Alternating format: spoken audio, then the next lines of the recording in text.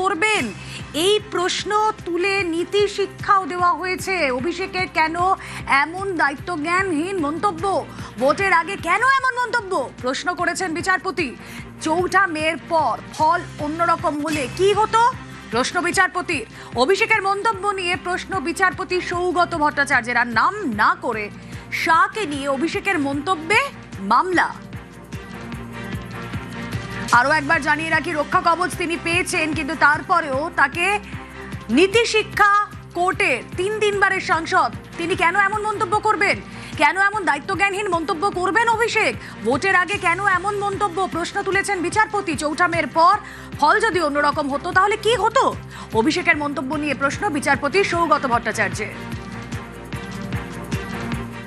আমরা কোর্টের থেকে প্রোটেকশন চেয়েছিলাম, কারণ আমাদের এটা মনে হচ্ছে এটা রাজনৈতিক উদ্দেশ্য প্রণোদিতভাবেই কমপ্লেনটা করা হয়েছে, এবং কোর্ট ওনাকে প্রোটেকশন দিয়েছে যে ওনার এগেন্সটে কোনো কোয়ার্সিভ অ্যাকশন নেওয়া যাবে না, অ্যারেস্ট করা যাবে না, আর ইনভেস্টিগেশন যেমন চলবে ওনার যা যা পুলিশের যা ওনার থেকে জানার থাকবে সেটা পুলিশ জানতে পারে, কিন্তু নোটিশ দিলে 48 আওয়ার্সে 48 ঘন্টার নোটিশ ওনাকে দিতে হবে, এবং তারপরে উনিকে কমপ্লাই করবেন।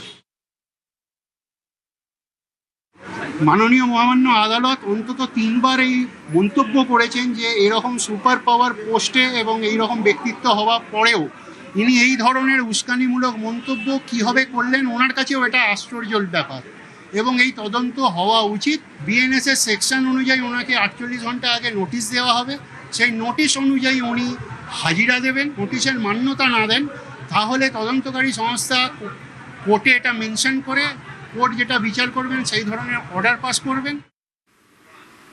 মন্তব্য উস্কানিমূলক বলেই মনে করছে কোর্ট।